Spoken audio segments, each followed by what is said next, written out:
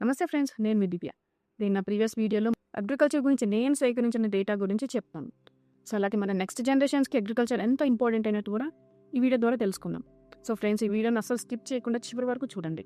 So ఇంకా మనం వీడియోలోకి వెళ్తే, మనం తినే ప్రతి ఆహారం వెనుక ఒక రైతు శ్రమ ఉంటుంది. ఈ అన్నం, కూరగాయలు, పాలు ఇవన్నీ మన దగ్గరికి ఎలా వచ్చాయి? ఇవన్నీ మన వరకు చేయడానికి ముందు పొలాల్లో మొదలయ్యాయి. సో ఈ రోజుల్లో ఇన్స్టామార్ట్, బ్లింకిట్ ఇటువంటి యాప్స్ వల్ల కూడా మన ఇంటి ముందు వరకు వచ్చే ప్రతి ఆహారం కూడా వ్యవసాయం నుంచే మొదలవుతుంది.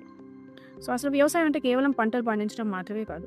ఈ పశువుల పెంపకం, పౌల్ట్రీ ఫార్మింగ్, ఆక్వా ఫార్మింగ్ ఇలాంటివి కూడా వ్యవసాయం కిందకే వస్తాయి. పశువులను పెంచుతూ, పంటలు పండిస్తూ, నేల, నీరు వంటి ఇలాంటి సహజ వనరులను కాపాడుతూ, మనుషులకు మరియు ఇతర జీవులకు అవసరమైన ఆహారాన్ని ఉత్పత్తి చేయటమే వ్యవసాయం. సో ఒక్క మాటలో చెప్పాలంటే, అన్ని జీవుల ఆహారానికి ప్రధాన మూలం వ్యవసాయం.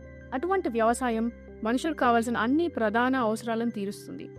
ఆహారం మాత్రమే కాకుండా మనిషికి ఒక ఉపాధి, ఆదాయం కూడా ఈ వ్యవసాయం ద్వారా లభిస్తాయి. రైతులకి ఇది డైరెక్ట్ ఎంప్లాయ్మెంట్ అయితే, agri inputs processing units, storage, logistics ఇటువంటి అనేక రంగాలకు ఇండైరెక్ట్ ఎంప్లాయ్మెంట్ని కూడా ఈ అగ్రికల్చర్ అందిస్తుంది. సో ఇంకా మనం అగ్రికల్చర్ ఎకానమీలోకి వెళ్తే, గ్లోబల్ డిపెండెన్సీ ఆన్ అగ్రికల్చర్ అంటారు. అంటే ప్రపంచం మొత్తం వ్యవసాయంపై ఆధారపడింది. సో మన వరల్డ్ ఎకానమీలో అగ్రికల్చరే మేజర్ పార్ట్. ఇది ముఖ్యంగా మనం డెవలప్ అవుతున్న కంట్రీస్లో మనం చూడొచ్చు. FAO అంటే food and agriculture organisation data ప్రకారం 2025 సంవత్సరం వరకు మనం చూసుకుంటే, ప్రపంచ సగం జనాభాలో 77% 383 కోట్ల మంది అగ్రి ఫుడ్ సిస్టమ్స్ మీద ఆధారపడి జీవిస్తున్నారు. అంటే ఫార్మింగ్తో పాటు food processing, storage, transport and marketing ఇలాంటి అగ్రికల్చర్కి సంబంధించిన సెక్టార్స్ పైన ఆధారపడి జీవిస్తున్నారు. అందులో 27% అంటే సుమారు 85 కోట్ల 70 లక్షల మంది డైరెక్ట్ అగ్రికల్చర్ సెక్టార్ అంటే ఈ farming, poultry, aquaculture, life stock ద్వారా ఉపాధి పొందుతున్నారు. సో అలాగే మన ప్రపంచంలో అగ్రికల్చర్ని ప్రొడ్యూస్ చేసే టాప్ 10 కంట్రీస్లో మన ఇండియా 4th ప్లేస్లో ఉంది. ఈ చైనా, అమెరికా, బ్రెజిల్ మనకంటే ముందు స్థానంలో ఉన్నారు.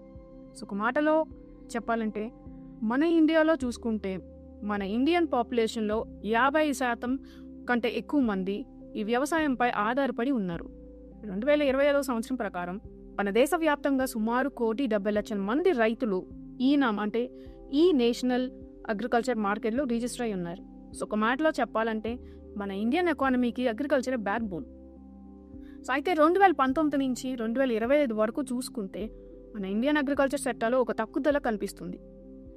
దానికి అనేక కారణాలు ఉన్నాయి ఫ్రెండ్స్, అండ్ వీటిలో ముఖ్యమైనవి కొన్ని నేను మీకు చెప్తాను. వాతావరణంలో మార్పులు మనం చూస్తున్నాం కదా. ఎండాకాలంలో ఊహించని విధంగా అధిక వేడి, వర్షాకాలంలో సమయానికి వర్షాలు పడకపోవడం, లేదంటే కొన్నిసార్లు అధిక పడడం లేక అస్సలు పడకపోవడం. సో ఇటువంటి పరిస్థితుల వల్ల రైతులు సరైన సాగు సమయాలు కుదరకపోవడం జరుగుతుంది. సో ఈ రీజన్స్ వల్ల పంటలు సక్రమంగా పండకపోవడం, దిగుబడి తగ్గి రైతులకు ఫలితంగా నష్టాలు పెరగడం వంటివి జరుగుతున్నాయి. సో అలాగే ఇంకొక రీజన్ ఏంటంటే, వర్షాకాలంపై ఎక్కువగా ఆధారపడడం. సుమారు 55% వ్యవసాయ భూములకు సాగునీటి అవసరాలకు కాలువలు, చెరువులు లేదా బోర్లు వంటి శాశ్వత నీటి వనరులు లేవు. అవి వర్షాలపైనే ఆధారపడి ఉన్నాయి. అంటే వర్షాలు లేకపోతే ఆ భూములకి సాగు జరగదు. సో అలాగే ఫ్రెండ్స్, ఇంకొక మెయిన్ రీజన్ ఏంటంటే, యువత అగ్రికల్చర్ సెక్టార్ని వదిలేయడం. సో వ్యవసాయంలో అధిక శ్రమ మరియు తక్కువ ఆదాయం కారణంగా యువత వ్యవసాయ రంగానికి దూరంగా వెళ్తున్నారు. దీనివల్ల వ్యవసాయంలో పాత తరం రైతులు ఎక్కువగా మిగిలిపోతున్నారు. ప్రధాన కారణం ఏమిటంటే, అధికంగా కెమికల్ ఫర్టిలైజర్, పెస్టిసైడ్స్ను ఉపయోగించడం. దీని వలన నేల నాణ్యత మరియు సారత కోల్పోతుంది.